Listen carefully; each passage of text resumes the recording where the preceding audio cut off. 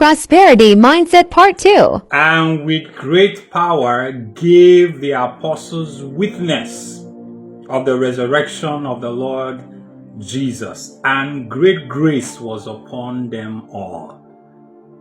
Neither was there any among them that lacked.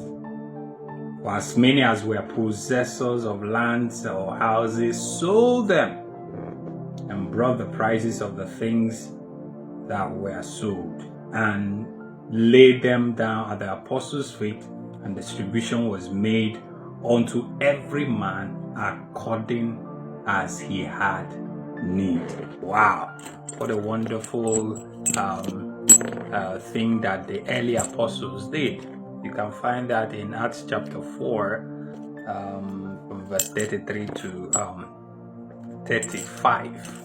Actually it's amazing because I remember several years ago I was in a church and I asked them a question: how come we have this in the Bible and yet we've not really been able to experience it? What is going on? The issue of poverty continues to be a very, very pathetic story, because no matter how much you throw at poverty, you can't alleviate poverty. Government, sets up a program, tries to alleviate poverty and all that. But actually, how do you get rid of poverty? By having a prosperous mind. It has to be something, there must be a paradigm shift in the mind. The mind must be renewed with prosperity. And first of all, understand that the root of poverty is lack. Remember, I remember, arguing with some ministers of the so-called ministers of the gospel, and they were like, the apostles were poor, they were this, they were that. I said, haven't you read the Bible? Look at what I just read. And there was none that lacked. None of them, neither was there any among them that lacked. And last episode I was talking about when Jesus sent his disciples forth to go preach the gospel. He told them, when I sent you forth, did you lack anything? They said, no, sir. No, we didn't lack anything. So why would people nowadays, or ministers, that don't even know any better, come up and say that the apostles lacked? They were poor, they were busted, they were disgusted. No. Why would you say a thing like that just because you want to defend poverty? What do you gain by defending poverty? The best thing you can tell a poor person is get out of poverty. Change your mindset.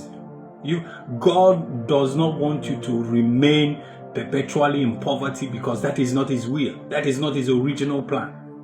God's original plan is to prosper you, is for you to succeed. You remember, is it Joshua 1:8? This book of the Lord should not depart from you. Will have to meditate upon it. It will not depart from your mouth, but meditate upon it day and night, so that you will have good success. So that you will make your way prosperous and you have good success. That is God's agenda. That is God's plan for every human being, not just some privileged few. It's just that those privileged, or those 1% richest people in the world, they took advantage of what would have been for all. Scriptures, it's the gifts are given to profit everyone. The profit of the earth is for everybody, including the king eats from the field as well.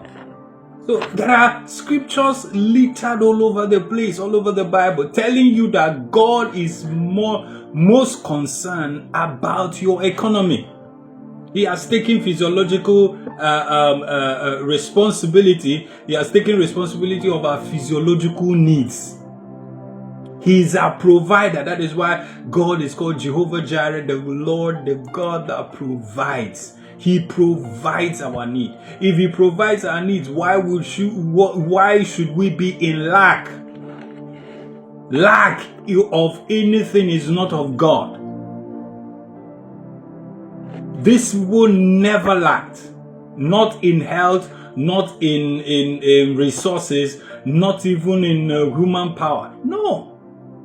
God makes sure that every provision was made.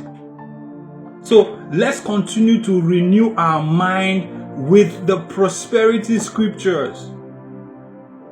And they keep saying, oh, prosperity gospel, prosperity. No, the prosperity message is so that you don't have to remain in poverty no more.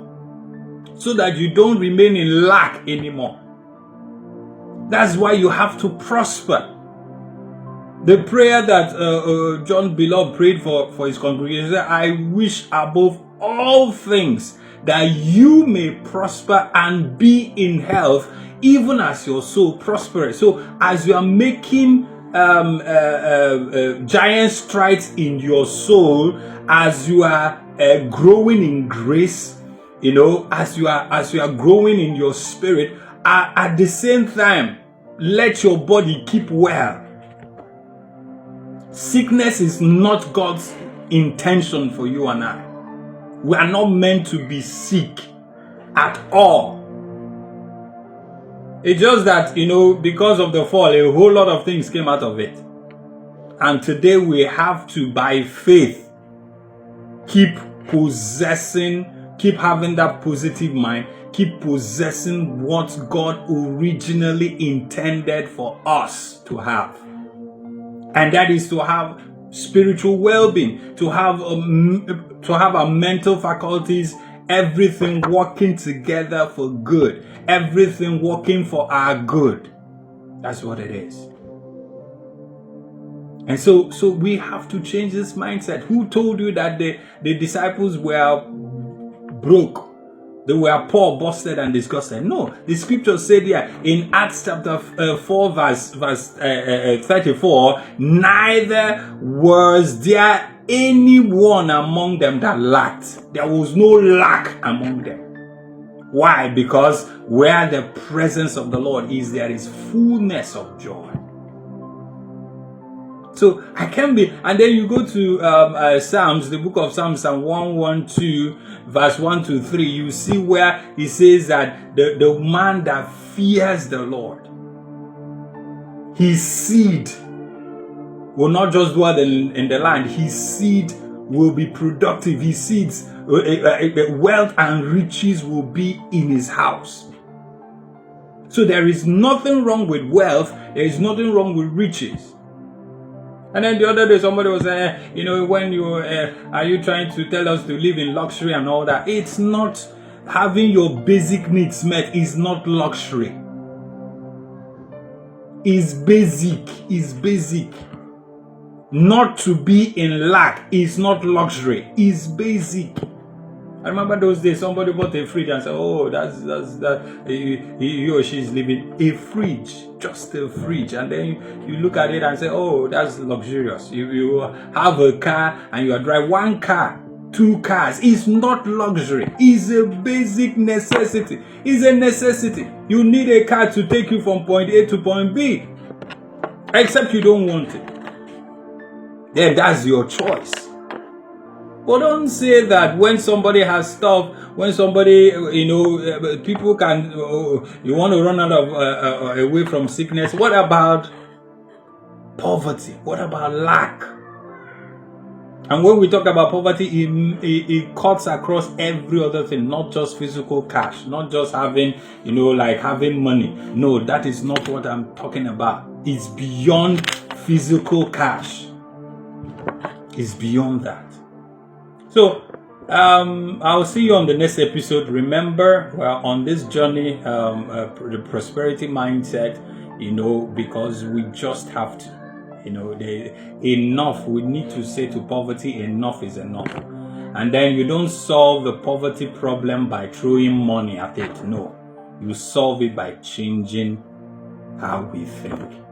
As a man thinks in his heart, so easy. Remember to subscribe to our channel. Share this message. Share it to your friends and well wishers. And I will see you on the next episode. God bless you.